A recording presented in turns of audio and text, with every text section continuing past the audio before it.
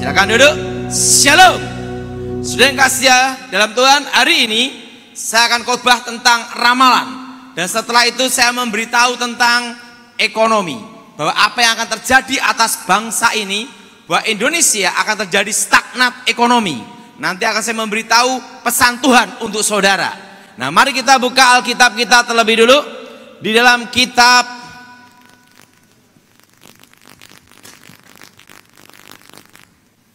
dalam kitab Yesaya pasal 44. Kitab Yesaya pasal 44 ayat 25 sampai dengan 26. Kitab Yesaya pasal 44 ayat 25 sampai dengan 26.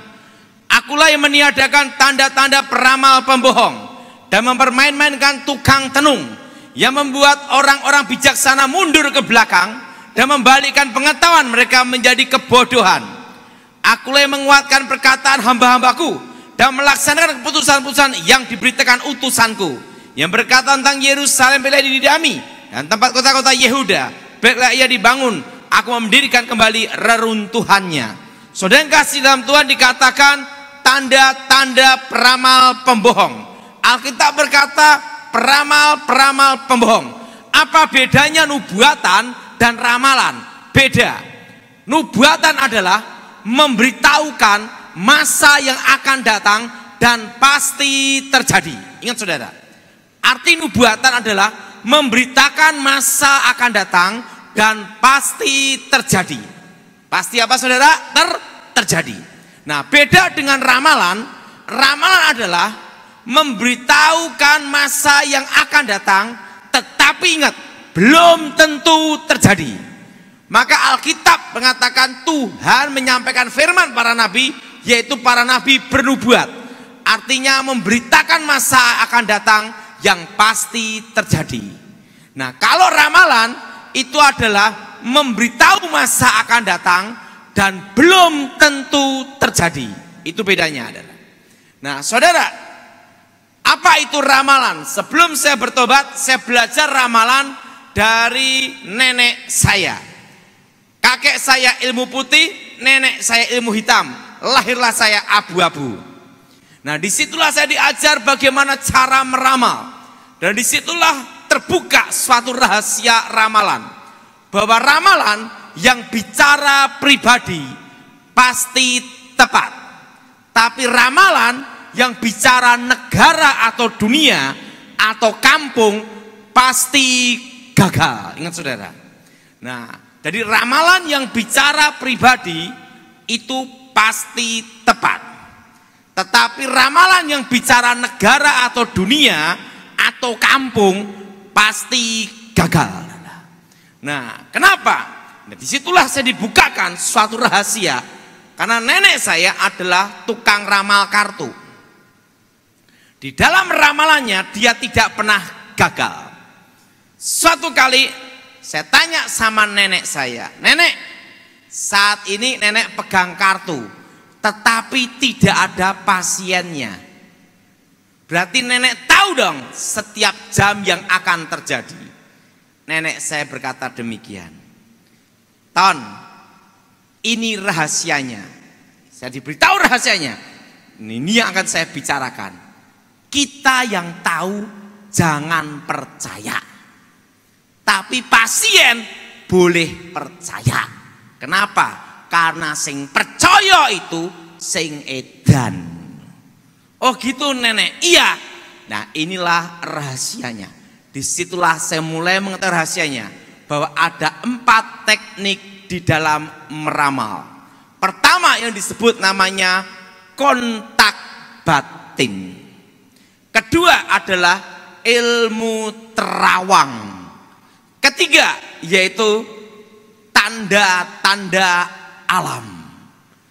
Keempat adalah tanda-tanda dalam tubuh dan mimpi. Nah, sekarang saya membahas tentang kontak batin. Sini Bapak sini ya, untuk contoh.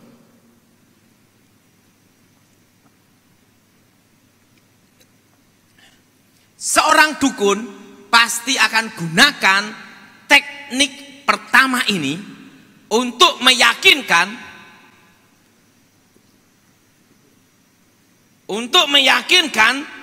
pasiennya bahwa dukunnya yang di depan dia adalah dukun yang hebat. Contohnya gini, misalnya Pak Bejo datang ke saya, langsung saya ngomong, Pak Bejo, saat ini engkau baru sakit ambeien, saat ini kamu dikejar utang dan mau bangkrut, dan istrimu pun saat ini baru sakit di rumah sakit. Kok bisa tahu Mbak Dukun? Nah, dukun akan gunakan teknik yang pertama ini untuk meyakinkan bahwa yang di depan dia adalah dukun yang hebat, tukang ramal yang hebat. Nah, sekarang saya beritahu rahasianya. Manusia terdiri dari tubuh, jiwa, dan roh. Pada waktu orang itu datang ke dukun atau ke tukang ramal, maka secara alam roh itu adalah telanjang. Ingat itu. Kalau orang yang dalam Tuhan itu ada jubahnya, namanya jubah kemuliaan putih, sehingga tidak bisa ditembus. Tetapi kalau orang yang tidak dalam Tuhan atau Kristen tomat habis tobat besok kumat pergi ke dukun, waktu datang itulah langsung telanjang. Waktu telanjang itulah secara alam roh, rohnya saya dukun masuk ke rohnya dia berbicara. Walaupun mulutnya tidak bicara, tapi bisa saya tanyai rohnya, kamu baru ngapain saat ini? Sakit ambeien. Saat ini kamu baru apa? Baru bangkrut, bingung. Sekarang istrimu bagaimana? Rumah sakit. Yang ngomong siapa? Bukan dari mulutnya, tapi rohnya yang berbicara. Dan pada waktu rohnya ini berbicara, akan terjadi namanya transfer spirit. Ingat saudara, namanya saudara transfer apa? Spirit. Nah, pada waktu transfer spirit itulah maka disebut namanya transfer karakter. Makasih. Makanya orang yang suka ke tukang ramal sifatnya tidak beda dengan tukang ramalnya. Kenapa? Di situ akan masuk namanya transfer karakter. Kalau dukunnya suka berzina, maka yang kena ramalannya dia, masuk kontak batinnya, masuk ke rohnya dia, jadi suka berzina. Nah, kalau orangnya tersebut, dukunnya itu suka tipu-tipu sana, tipu sini, maka masuk ke karakter pasiennya, suka tipu sana, tipu sini. Nah, itu namanya transfer spirit, transfer roh yang disebut namanya kontak batin. Makanya kalau orang yang suka ke tukang ramal, hidupnya tidak percaya bahwa masa depannya diatur Tuhan. Kenapa? Karena dia akan banyak gelisah dan ada suatu karakter dukun yang akan masuk ke dalam dirinya. Ini yang disebut transfer roh. Makanya saudara yang terlibat ramal-meramal, tukang ramal harus dipatahkan kutukannya. Nah, kalau dukunnya itu kena kutukan bangkrut, miskin, maka ingat saudara, yang datang ke tukang ramalnya miskin juga kayak dukunnya. Kenapa? Itu adalah kontak batin. Apa saudara? Namanya apa? Kontak apa? Kontak batin. Nah, dukun akan gunakan teknik yang pertama. Nah, teknik yang pertama ini akan berakibat transfer spirit. Dan pada waktu transfer spirit, maka akan terjadi apa yang terjadi atas dukunnya akan ke pasiennya. Namanya roh dengan roh yang disebut kontak batin. Kalau dukunnya rumah tangganya ribut, istrinya 5, maka pasiennya nanti akan rumah tangganya hancur. Karena sudah kemasukan sifat karakter dukun itu. Nah, dukun akan gunakan teknik yang pertama ini yang disebut kontak batin. untuk meyakinkan pasiennya bahwa yang di depan dia adalah dukun yang hebat. Ini yang ketawa-ketawa kesenyum kelihatannya pernah ngalami itu adalah. Nah, harus bertobat. Nah, yang kedua yang disebut namanya ilmu terawang. Nah, perlu tahu orang yang tidak percaya Tuhan kalau kehilangan mobil minta tolong ke dukun untuk diterawang dan mobilnya ketangkep. Tapi dukunnya sendiri kehilangan mobil, lapor polisi. Kenapa tidak gunakan ilmunya sendiri untuk menangkap penjahatnya? Karena ada harga yang harus dibayar. Sebelum saya bertobat, saya diajar nenek saya ilmu terawang. Disitulah saya tahu rahasia bahwa di dunia alam gaib itu ada namanya rekaman-rekaman apa yang diperbuat manusia. Alkitab berkata bahwa iblis adalah pendakwa, penuduh. Seorang pendakwa, seorang penuduh pasti punya namanya barang bukti. Nah, di alam roh itulah saya baru mengerti bahwa alam roh itu ada namanya 3 alam. Yang pertama adalah alam nyata, yang kedua adalah alam bayangan, yang ketiga adalah alam roh sebenarnya. Di situ seperti lautan kaca, seluruh dunia bisa terlihat. Di situ saya lihat lautan kaca, dan disitulah rekaman-rekaman apa yang diperbuat manusia. Nah, makanya dukun itu kalau pasien datang pertama akan memberitahu masa lalu. Karena itu ada rekamannya semua, apa yang terjadi masa lalu. Nah, disitulah saya melihat lautan kaca dan seluruh dunia bisa terlihat. Nah, ilmu terawang adalah digunakan untuk mengungkap kasus pembunuhan, perampokan, setelah itu tindak kejahatan. Nah, sebelum bertobat saya diajar ilmu terawang sama nenek saya.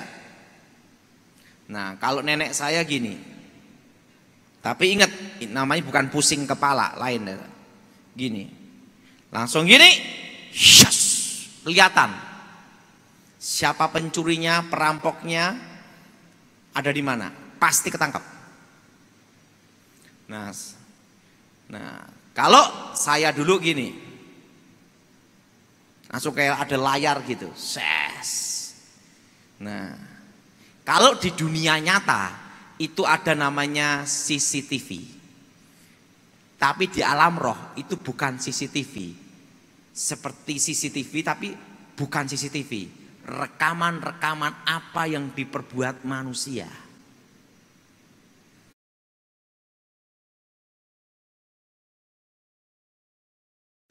Nah, di situ saudara, saya diajar nenek saya, langsung kelihatan. Itu kayak layar televisi. Anak di bawah usia 5 tahun bisa lihat rekamannya itu kayak layar televisi. Oh, penjahatnya ini barangnya ada di sini, jatuhnya barang ke sini, pelakunya ini namanya ini, tangkap jam sekian, pasti ketangkap. Nah, setelah saya mempelajari itu, suatu kali nenek saya punya ayam dicuri orang. Waktu ayamnya dicuri, saya marah. Saya ngomong sama nenek saya, nenek tenang, saya akan gunakan ilmu terawang untuk menangkap siapa yang nyuri ayam nenek. Waktu saya mau baca mantra, nenek saya ngomong, stop, jangan gunakan ilmu itu untuk nangkep ayam. Loh, kenapa? Kutukannya sama ayamnya lebih mahal kutukannya. Loh, ada apa nenek? Tahu enggak? Ini rahasianya Tony. Siapapun yang menggunakan jasa ilmu terawang, maka akan terkena kutukannya. bangkrut seumur hidup. Jadi makanya dulu sebelum saya bertobat, yang sering tanya itu polisi. Makanya polisi yang sering tanya-tanya ilmu terawang, begitu pensiun bangkrut habis sengsara. Tapi kalau polisinya tidak pergi ke dukun, tidak cari-cari pakai ilmu terawang, dia pensiun pun tetap kaya, berharga di hadapan Tuhan dan diberkati Tuhan. Itu kalau polisinya tidak minta-minta ke dukun. Tapi kalau minta-minta ke dukun, jasa ilmu terawang, pasti akan ngalami itu. Nah, itu caranya gimana? Misalnya kejadian kecurian di Jalan Jenderal Sudirman. Perlu dia tahu bahwa setiap jalan, setiap tempat itu ada namanya roh penunggu. Ada roh-roh penunggu.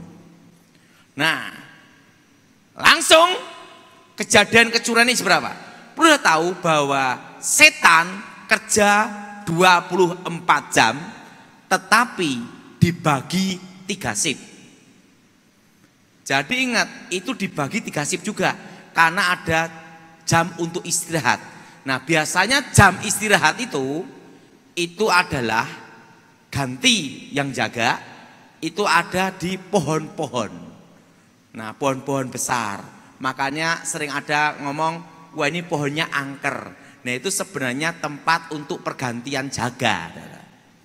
Nah, itu. Nah, dan setelah itu rumah-rumah kosong.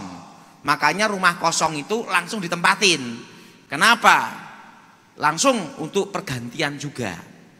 Makanya ada rumah angker, ada namanya pohon-pohon keramat. Itu sebenarnya tempat untuk pergantian. Nah, setan kerja 24 jam dibagi 3 shift. Nah, misalnya kejadian perampokan di bank di Jalan Jenderal Sudirman.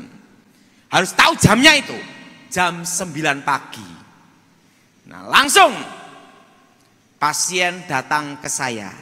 Saya sebagai dukun sebelum bertobat, saya tanya dulu, jam berapa perampokannya dan kejahatan itu terjadi. Jam 9 pagi. Oke. Sekarang mintakan tanahnya di sana. Nah, itu harus minta tanahnya di sana. Nah, kejadian hari apa? Hari Rabu pagi jam 9. Langsung sebelum bertobat saya baca mantra untuk manggil. Nah, itu ada yang pakai kembang kantil, ada yang juga pakai itu air kembang staman. Itu anak di bawah usia 5 tahun bisa lihat. Setelah itu pakai senter, sontolop gitu. Ini kaca, langsung dibacain mantra, langsung senter ditancapkan gini. Jres! Langsung rekamannya akan terlihat. Nah, ada yang pakai telur pun harus telur ayam kampung. Tidak boleh ayam horen Kentucky Fried Chicken. Kenapa? Setannya takut kolesterol. Harus telur ayam kampung atau telur bebek atau telur angsa. Ada yang juga yang pakai yang namanya itu jempol tangan. Baca mantra, bengueng-weng cup vitamin komplit. Kelihatan. Jalannya perampokan. Setan yang jaga hari Rebu kemarin. Tepatnya jam 9 pagi saya panggil. Langsung datang memberikan rekamannya itu. Oh, penjahatnya ini, nama ini, larinya ke sini, tangkap jam sekian. Pasti ketangkap. Tapi ingat kutukannya, siapapun yang minta jasa itu bangkrut seumur hidup. Jelas saudara? Nah, Pak, kenapa ramalan pribadi pasti tepat? Ramalan negara atau dunia pasti gagal. Ini rahasianya. Bapak ini kesini Pak.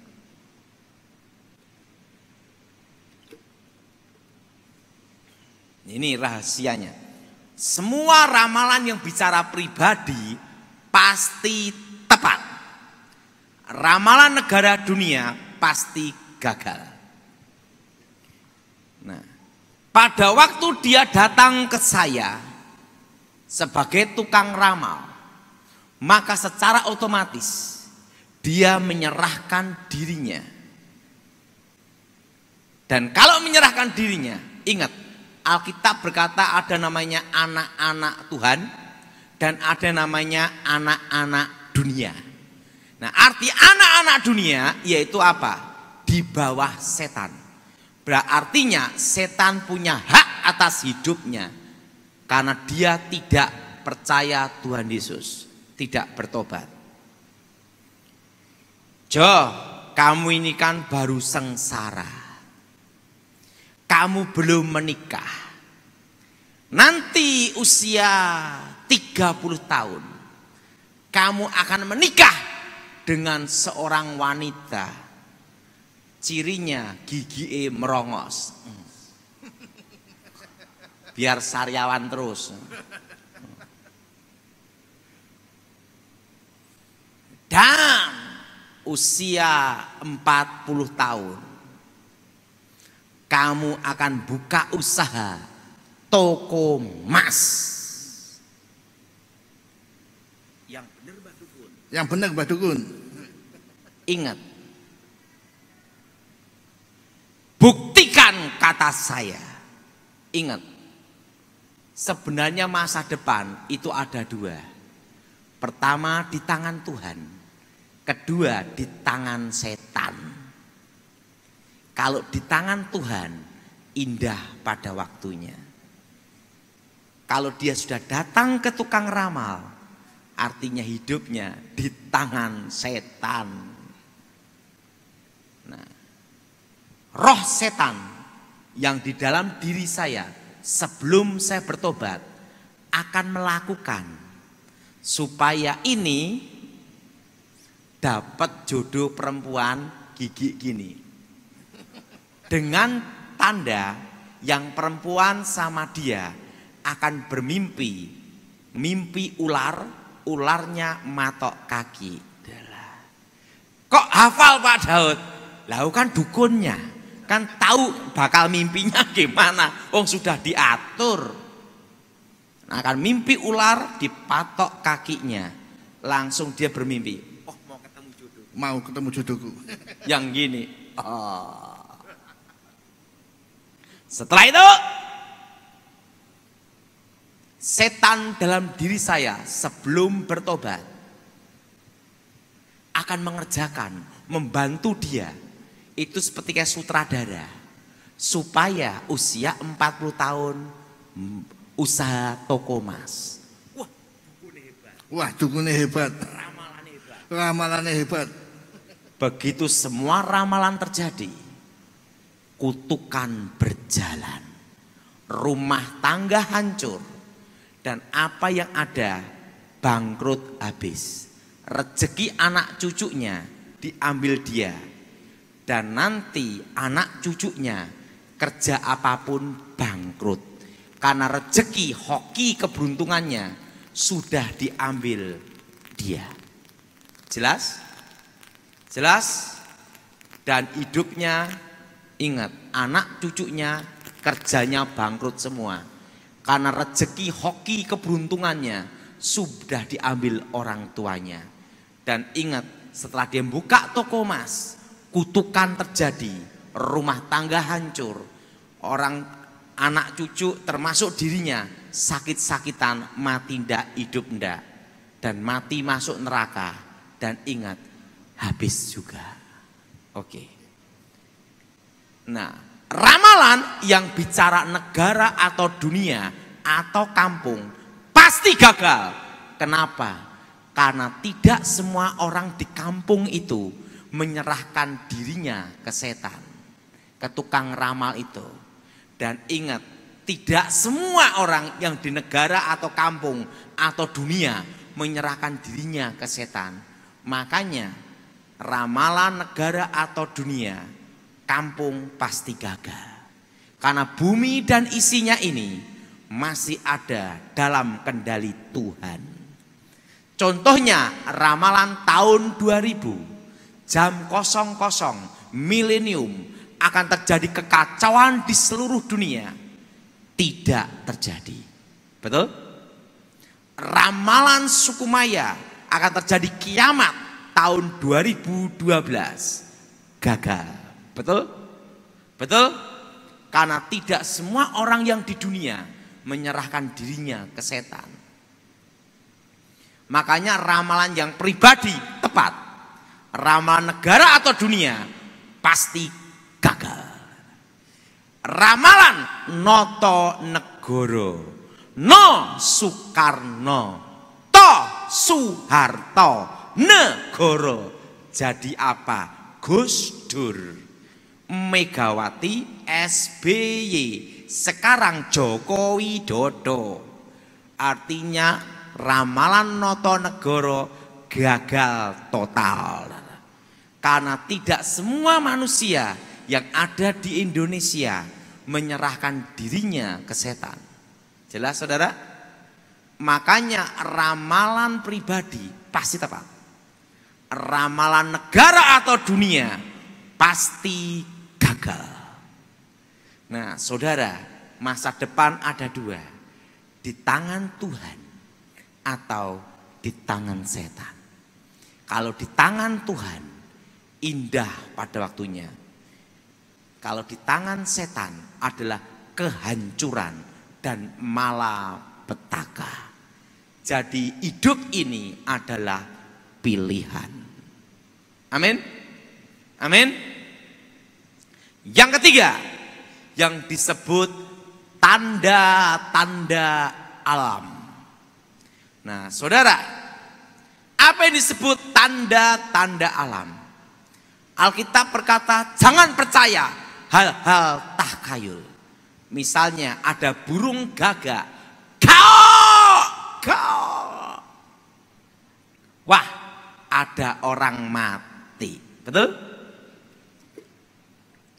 Saya mau tanya, kalau orangnya pelihara burung gagak, kau, setiap hari kau, apa mati hidup?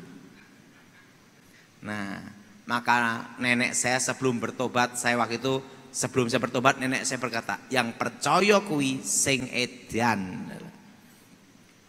Ada lagi, ada zaman dulu ada yang namanya burung perenjak, penjek tir, gitu. Wah, ada tamu agung.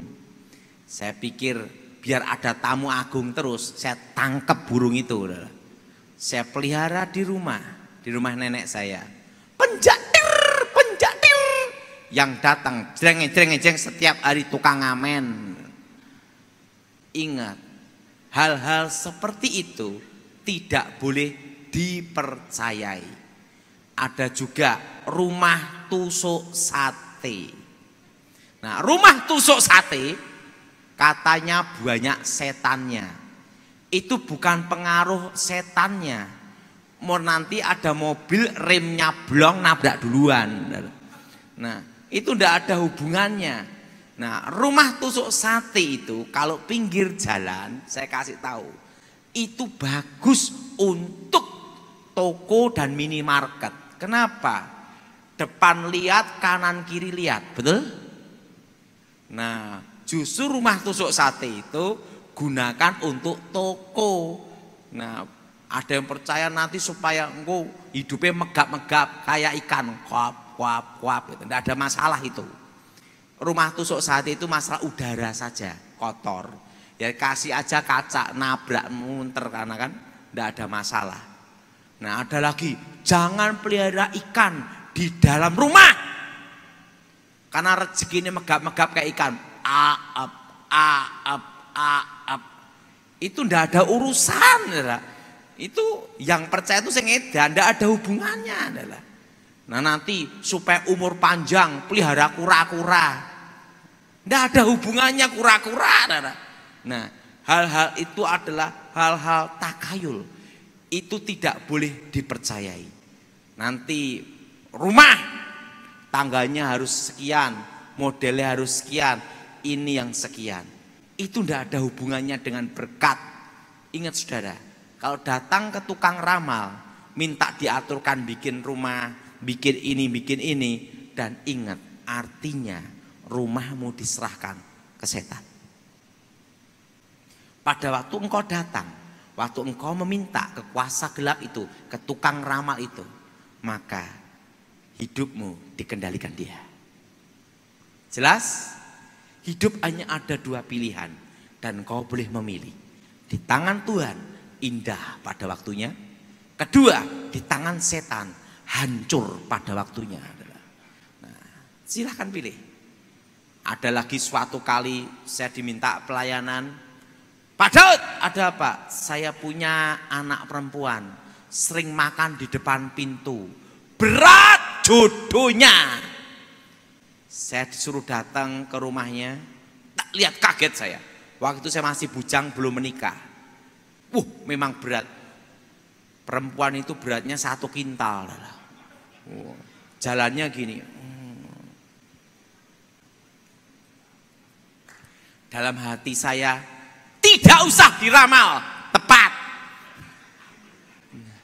Saya ngomong ini tidak ada hubungan antara jodoh dan pintu. Waktu itu saya tanya gini, Nik, jangan percaya ramalan, pasti dapat jodoh suami yang baik indah pada waktunya. Wah, orang yang gemuk mulutnya gini lah. Pak Daud, ada apa? Pak Daud sudah menikah belum? Waktu itu saya masih bujang. Kalau sekarang saya sudah menikah, punya anak 2. Waktu itu saya masih bujang. Langsung dia gini, nggak usah jauh-jauh, sama bapak aja. Waduh. Kalau itu cantik langsung saya ngomong kehendakmu yang jadi. Lah kalau ini lewatkan dalam hidupku. Itu saya masih bujang belum menikah. Kejadiannya Michael di Sidoarjo. Saya merasa lupa itu saya. Wongnya lemu melakukannya gini. Waduh. Jadi ingat, kita sebagai orang Kristen tidak boleh percaya hal-hal seperti itu. Perlu dah tahu, di dalam okultisme, dalam ilmu kebatinan, bulan purnama itu adalah puncak semua ritual ilmu gaib. Makanya selalu ada namanya bulan purnama. Dianggap itu puncak semua ritual ilmu gaib. Makanya segala sesuatu kekuatan gaib itu berhubungan dengan bulan purnama. Mana ada yang tanya Michael ya? Nah itu jawabannya. Nah, jadi, kenapa ada namanya ritual-ritual itu selalu hari Jumat? Karena hari Jumat adalah hari ke-6. Hari ke-6 Tuhan menciptakan manusia segambar serupa dengan Tuhan. Dan hari yang ke-6 pula Tuhan memberkati manusia dengan berkat masa depan. Beranak cuculah, kuasai bumi. Nah, lawan dari Tuhan adalah setan. Maka setan gunakan kutuk hari ke-6 untuk mengikat manusia dengan kutuk kemiskinan, kehancuran, malapetaka, kesengsaraan, kutuk masa depan. Sehingga ritual kuasa gelap selalu hari ke-6 Jumat. Artinya lawan dari berkat adalah kutuk dan lawan dari kutuk adalah berkat. Artinya berkat adalah kata-kata yang memberikan kehidupan, keselamatan, kejayaan, keabadian, kelimpahan, hidup yang kekal, kemenangan. Nah, kalau kutuk ada lawannya, yaitu apa? Kata-kata yang mengikat, yang menyebabkan penderitaan, kesengsaraan, kehancuran, malapetaka, sakit penyakit, kematian abadi. Itu namanya kutuk. Nah, jadi yang ketiga, kalau saudara percaya tanda-tanda alam itu dan saudara datang ke tukang ramal dan meyakini itu, maka setan akan mengendalikan hidupmu. Hidup hanya ada 2 pilihan. Mau di tangan Tuhan atau di tangan setan.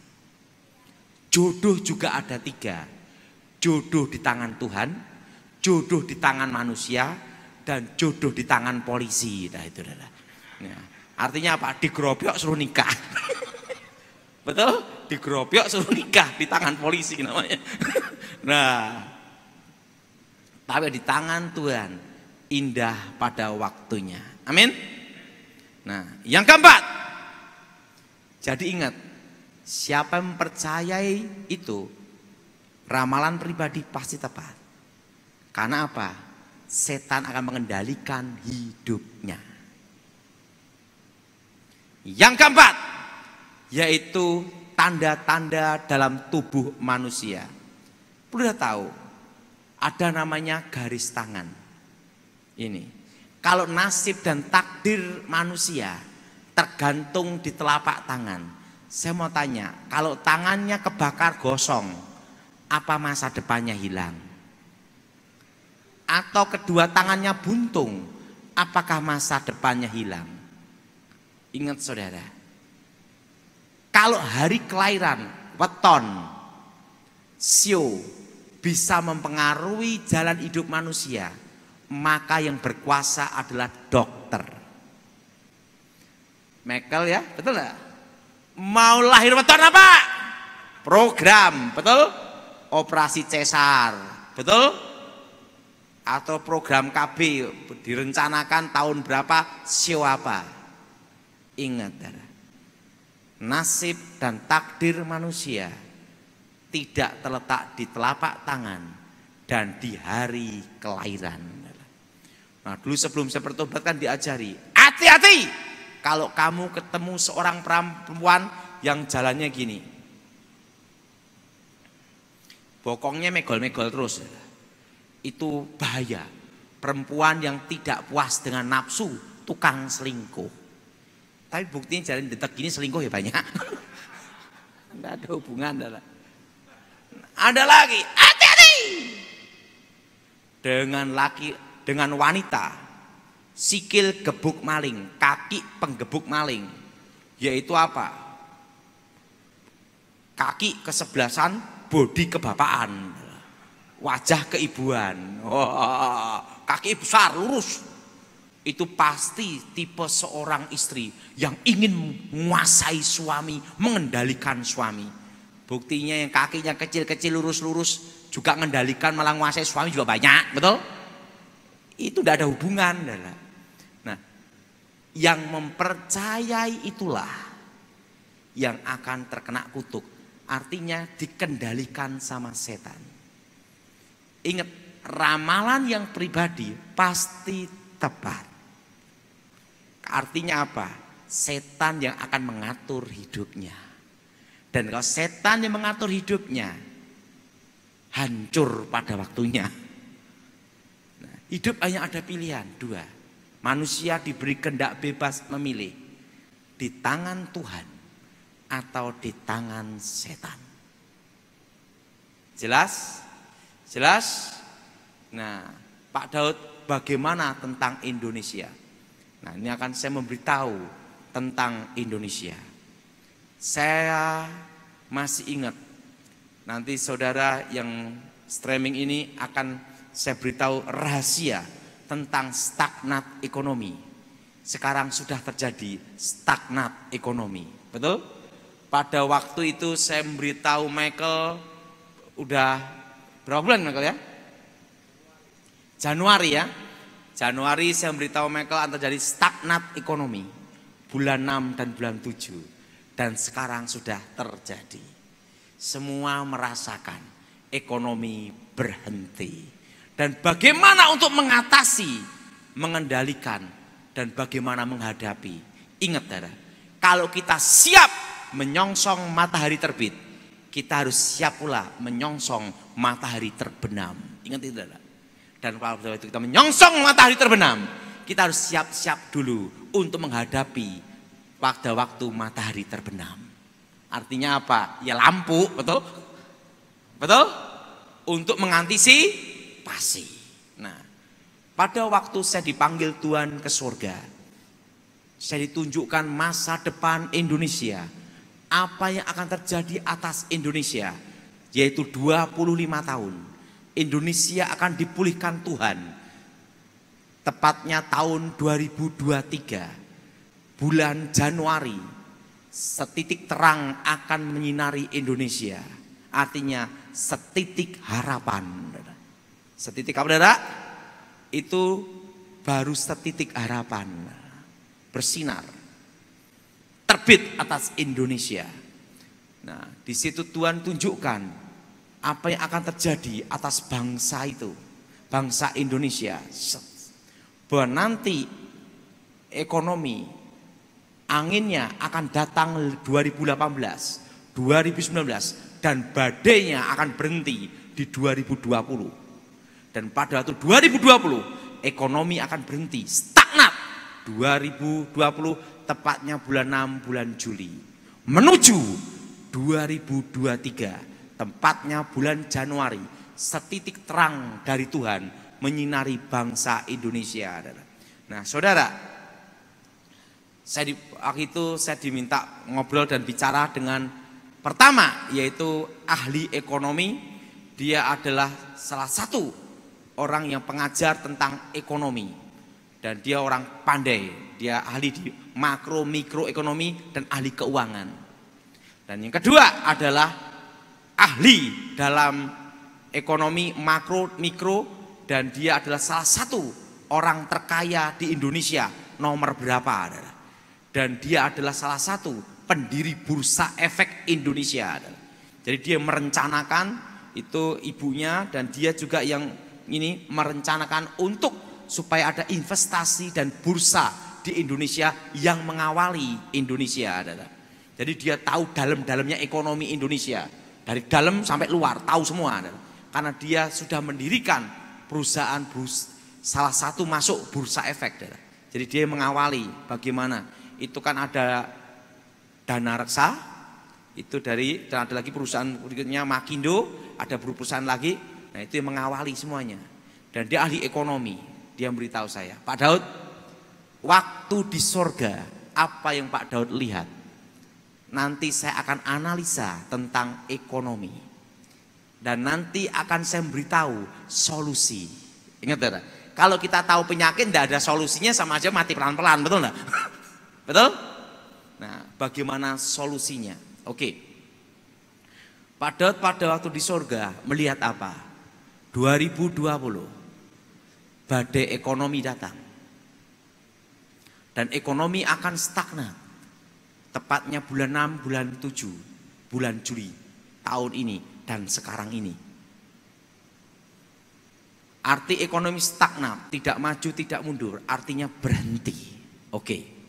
Sekarang akan saya beritahu tentang makro mikro ekonomi yang akan terjadi. Arti berhenti di sini, daya beli masyarakat turun, deflasi. Sekarang daya beli masyarakat turun semua. Betul? Betul? Itu namanya deflasi. Oke, setelah itu bahwa nanti akan menuju 2023 tepatnya bulan Januari, setitik terang datang. Berarti setelah deflasi, daya beli turun, akan terjadi tahun depan inflasi. Nah, karena nanti secara otomatis mau tidak mau untuk menggerakkan roda ekonomi harus dicetak uang. Dengan dicetak uang masuk ke perbankan. Setelah itu untuk menggenjot ekonomi, maka tahun depan akan terjadi inflasi. Kenapa jadi inflasi? Karena Indonesia masih tergantung impor. Nah, bagaimana cara menghadapi? Dan ingat, untuk menghadapi ini, pertama, hindari investasi non-real. Ingat, ya, hindari investasi non-real. Nah, ini kan baru ribut masalah tentang Indosuria, ya, Indosuria ya. Nah, kan itu investasi. Hindari investasi non-real. Ngomong sama sebelahnya, hindari investasi non-real. Jelas? Jelas? Sekarang kenapa harus menghindari investasi non-real? Ini jawabannya. You investasi, uangnya kan digerakkan, diputer. Tapi ekonomi, daya beli masyarakat turun. Muternya gimana? Ini nanti kalau investasi non real ini yang berbahaya. Jadi kalau menghadapi, ingat, kita ini seperti menyongsong matahari terbenam. Artinya resesi sudah di depan mata. Kalau resesi sudah di depan mata, hindari investasi non real. Siapa yang setuju angkat tangan? Ingat itu. Hindari investasi non real. Nah, dan yang kedua, investasi yang real. Apa investasi yang real? Ingat saudara, tahun depan akan terjadi inflasi. Pegang rupiah secukupnya. Ingat, karena supaya kita makan, minum, dan hidup. Betul? Betul? Pegang apa? Kalau saudara punya uang saat ini, berapapun uangnya, tapi harus diperhitungkan untuk hidup. Kira-kira sampai 2023 Januari. Kita harus siap-siap ekonomi yang bergerak seperti itu. Uang saudara, kalau investasi, belikan yang real. Tanah, barangnya ada, itu tanah. Kedua, emas. Barangnya ada, emas. Jelas? Jelas? Emas. Tanah.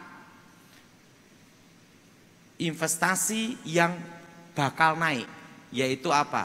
Investasi real nyata. Tanah dirampok susah. Harus ada sertifikat dan notaris. Betul? Betul? Emas itu sewaktu-waktu perlu tuker. Dia ngomong, untuk ini investasi dua ini aja. Emas dan tanah. Kenapa? Saya tanya, kalau dolar gimana? Ingat Pak Daud, Amerika mencetak dolar sesukanya dia. Berarti ini pun akan terjadi inflasi. Jadi yang paling aman adalah dua ini. Tanah dan emas. Ingat, kalau mau terjadi inflasi, maka akan diusulkan untuk supaya redominasi, untuk menggerakkan ekonomi. Tapi ingat, ini akan menuju inflasi. Redominasi terjadi atau tidak, tetap inflasi. Itu tahun depan. Dan ingat, harga-harga makanan akan naik semua. Jadi semua harus kelola tanah, seperti sering tak khotbahkan dan saya bicarakan terus sama Michael, ya Michael. Dan saudara, kita harus siap menghadapi matahari terbenam. Kalau kita siap untuk matahari terbit, berarti kita harus siap menyongsong matahari terbenam. Betul? Artinya saudara saat ini pegang rupiah secukupnya saja. Karena tahun depan inflasi. Kenapa inflasi? Ingat, ini kan dicetak sebanyak-banyaknya untuk menggerakkan ekonomi. Redominasi terjadi atau tidak, tetap tahun depan inflasi. Nah, jadi saudara, jangan investasi non real. Investasi real nyata. Kenapa investasi real nyata?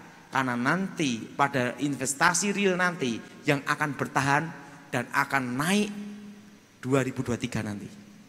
Karena menyeimbangkan inflasi. Itu dia ngomong itu. Dia ngomong, Pak Daud, ingat arti stagnat ekonomi bulan 6, bulan 7 adalah penurunan daya beli masyarakat. Artinya deflasi. Untuk menuju tahun depan inflasi, itu pasti. Jadi saudara, kita berdoa supaya Indonesia diberkati Tuhan. Dan Tuhan bicara pada saya bahwa aku memelihara umatku di tengah-tengah kesusahan. Amin. Saudara, Pada waktu saya ngobrol sama kawan saya 20 tahun yang lalu, dia ngomong gini, Pak Daud, dikatakan tahun 2020 terjadi badai ekonomi. Secara makro mikroekonomi itu dasarnya apa? Dia ngomong gitu. Tetapi sekarang sudah terjawab, Pak Daud, untuk menggoncang dunia, Tuhan tidak perlu memberikan sesuatu yang besar. Tuhan cukup mengizinkan satu setan lepas dari neraka, setan kecil namanya corona, gitu. Itu yang teman saya ahli ekonomi ngomong. Tuhan tidak harus berikan hal yang besar-besar, enggak usah.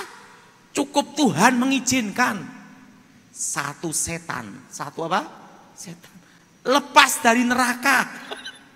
Namanya setan corona. Dan ingat, seluruh dunia kacau, betul? Dan ingat saudara, ini akan terjadi deflasi, tahun depan inflasi. Jadi jangan investasi non real, investasi yang real, saudara. Dan jangan utang bank. Kenapa jangan utang bank? Karena tahun ini memang ada kebijaksanaan untuk supaya ekonomi berjalan, sehingga hanya bayar bunga induknya tidak. Ada yang juga bayar induknya tapi sedikit. Tapi untuk supaya apa? Membantu masyarakat. Tetapi kalau bank ngeluarin uang terus sampai tahun depan, bunganya gimana? Kan gitu. Nah, makanya saudara, yang ketiga, jangan utang bank. Saya setuju, angkat tangan. Karena utang bank nanti resikonya adalah tahun depan. Jelas? Bunga bank nanti. Jadi saudara, kalau orang pergi ke tukang ramal, namanya adalah kutuk ramalan dan berhubungan dengan arwah orang mati, harus diputuskan dalam nama Yesus. Mari kita berdoa.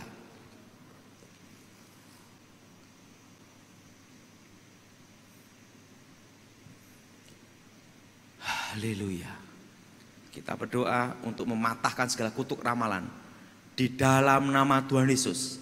Segala kutuk ramalan, kutukan setan, kutuk roh jahat, kami hancurkan, kami batalkan, putuskan dalam nama Yesus. Tuhan berkati yang mendengarkan firman Tuhan dan lawat secara pribadi, dan nama Tuhan dimuliakan.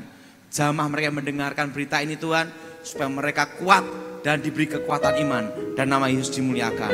Kerajaan Tuhan datang dan menjadi. Berkati firman-Mu, berkati kami semua. Demi nama Yesus yang percaya.